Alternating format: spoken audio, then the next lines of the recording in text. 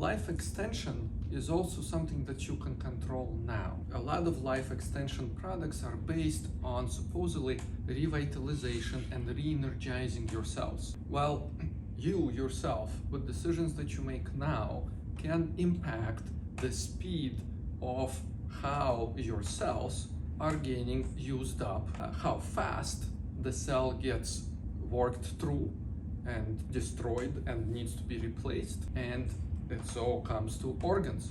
Your organs don't have to go through the concept of rejuvenation. You can also start with the correct utilization of an organ, correct preservation of vitality. So when you look at stock at the end of the year and you look at it and say, hey, how well am I doing? The question is how much you have gotten in return for the vitality that you have utilized.